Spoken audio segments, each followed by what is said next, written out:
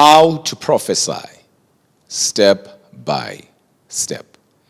There are three wells of prophecy. Well, some call them the three building blocks of prophecy. It does not matter who you are. It does not matter where you are. Without these three building blocks of prophecy, no one can prophesy. Absolutely no one. Ladies and gentlemen, the prophetic can be taught. I did not say one can be taught to become a prophet. I said the prophetic can be taught. When you read the Bible in the book of Luke chapter 11 verse 1 or Matthew chapter 6, you'll see that one of the disciples of Jesus came to him and said, Master, teach us how to pray. The word prayer is the word prosuke. Prosuke means two-way communication, meaning prayer is not an analog but a dialogue. If one can be taught how to speak to God, one can be taught how to hear from God. The three building blocks are very, very important of prophecy. However, before we get into them, I want us to deal with the word prophecy. What is prophecy? Prophecy is simply to give an inspired word of God. Those who are deep will say prophecy means giving or telling or revealing the mind of God towards a people, a place, or a situation. However, prophecy stands on two pillars, one on the left and one on the right. The one on the left is called forthtelling. Forthtelling is when you deal with the now. You deal with the present. You are dealing with things that are happening right now. The one on the right is called foretelling. This is where you deal with the future. You deal with things to come. The likes of Jeremiah and Daniel dealt with this pillar, or rather operated in this arm, the pillar, where they used to foretell, not forthtell. The first building block of prophecy, pay attention, and this is very, very important, is what we call prophetic revelation. What is prophetic revelation? Whenever we are talking about prophetic revelation, we are talking about the will of God. Yes, the will of God. Amos 3:7 declares, surely the Lord does nothing unless he reveals it to his servant, the prophet. So there must be a revelation of the will of God to the prophet, for the prophet to know the mind of God. So how does God do it? He does it through prophetic revelation.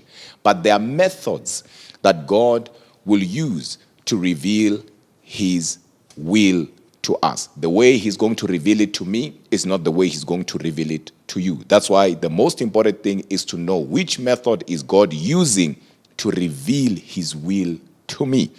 Job 33 verse 14 and 15 declares, God speaks once, yet twice, but man perceiveth it not. Verse 15 says, in a dream. So the first here method that God will use to speak to us, rather reveal his revelation, is through a dream. And of course, we have three types of dreams, and I don't want to get into that. We have got a seldom dream, onar, and opinion. When we are talking about a dream, we are talking about the highest form of revelation.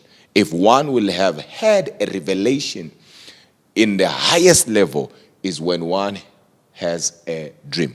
And the Bible continues to say in the book of Numbers chapter 12, and you read verses 6, if there is a prophet among you, I, the Lord, will make myself known unto him in a vision. So the second method God will use to reveal his will, his mind to you or to his people is through a vision. The word vision or a vision is simple means the highest form of sight. However, we have different types of visions. I'll just give you the two arms of visions, which is closed vision and open vision. However, we have my favorite method that God uses to reveal his will to his people, and it's called prophetic. Prophetic. This one I love it. Impressions. Now, this is where you see things with the eyes of your mind. This is where you see pictures. This is where you see symbols. This is where God uses what is within you to speak to you. When you read the Bible in the book of Daniel chapter 7, Daniel says, the visions of my mind. troubled me. So this is the first building block of prophecy. Without the will of God, what are you going to say to the people? Otherwise, you will be speaking on behalf of something else, not God. And in order for God to reveal his will to you, it has to happen through a method, either a dream, either a vision, either a prophetic impression. So one will say, but I see angels. You are having an open vision. One will say, but I was sleeping. You are dreaming. One says, it came to my mind. It's a prophetic impression. Then the second building block of prophecy, this one is the most important one. It's called prophetic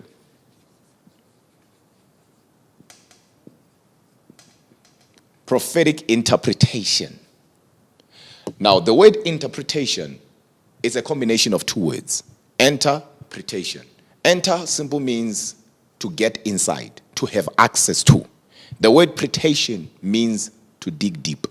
So if I say I'm looking for an interpreter, I'm looking for somebody who will be able to enter and dig deeper.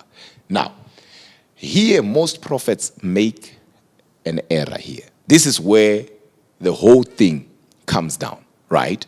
One can receive a prophetic revelation from God. They know 100% God revealed it to them either through a dream or a vision or prophetic impression, right?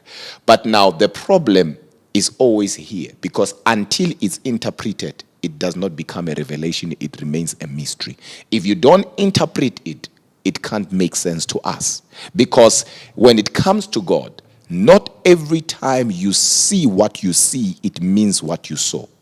The book of Zechariah chapter 4 verse 2 declares, the angel of the Lord asked Zechariah and said, what do you see? Zechariah said, I see a candlestick that is gold and a bowl on top of it, 7 lamps, and I'm seeing also 7 pipes. I'm seeing 2 olive trees. And the angel said, this is the word of the Lord to Zerubbabel, not by might, nor by power, but by my spirit, says the Lord of hosts. If I was to rewind, you realize that Zechariah saw some candlesticks, 7 lamps, 7 pipes, some bowl, 2 olive trees. But the interpretation said, this is the word of the Lord to Zerubbabel. It looks as if it does not come together. That is because when it comes to God, not everything you see is what you are seeing.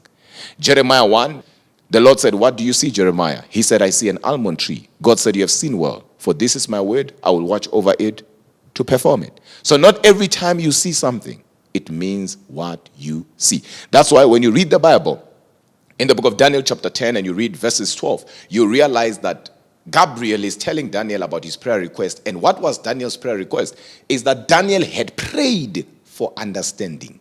Understanding of what? Of times to come. God had showed him something, but he did not understand it. So what he did was to pray for understanding. And that was him digging deeper. He wanted interpretation. So it is very important for you as a woman of God, a man of God, a child of God, to always pray for understanding, to pray for interpretation. So in simpler terms, when we are talking about prophetic interpretation, we are talking about what it means. Remember, prophetic revelation is the will of God. Prophetic interpretation is what it means. Now, we move. Then we have the third building block.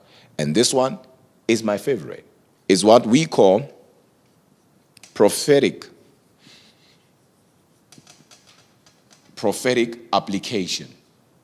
This is where you deal with delivering that which you have received, either through a dream, vision, or prophetic impressions. Because if God gives you a revelation and you are able to interpret it, you must be able to deliver it. Your audience or the recipient of the prophecy or the prophetic word must know if what you are giving to them is an unconditional prophecy or conditional prophecy. Most importantly, you must know that. Because if you give an unconditional prophecy as if it's a conditional prophecy, that prophecy will not come to pass. And that will make you look like you never heard from God. That's why you have people talk about the next coming elections, and they will tell you the president of this country will be this and that. And only to find out that when the results come, it will be completely something opposite, something that they did not talk about. And they themselves will start questioning their source. And people also will start questioning them. Are you really from God? And only to find out that indeed, 90% of them are from God. But they failed to deliver. It is also important for you to understand that when it comes to delivering, which is prophetic application, this is where the vocal gifts of the Spirit come in. And that is the word of wisdom, and that is the word of knowledge. It is also important for you to understand that you should be able to tell the person that you're talking to through that which you have received, what to do, how to do it, when to do it, who to do it with. It is very useless for you to be accurate and not relevant. I've seen how young people, especially in our time, will go through accuracy, or rather will go for accuracy. They don't care about what God is saying to that person. What they need is to be accurate.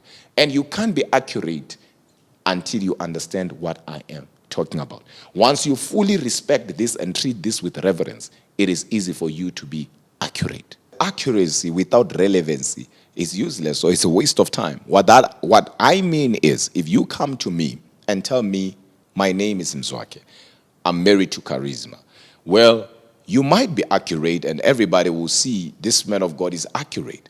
But at the end of the day, it should not end there. You should actually give me the mind of God concerning my life, my marriage, my situation, whatever that is. Because just giving me my name, it does not mean that you have prophesied to me. Because giving me my name and my address is not prophecy, but rather is what we call the spectacular of the prophetic. So you use that to get my attention and to work on my faith, but you must reveal God's intentions. I'll give an example. When God called Moses, he used a burning bush.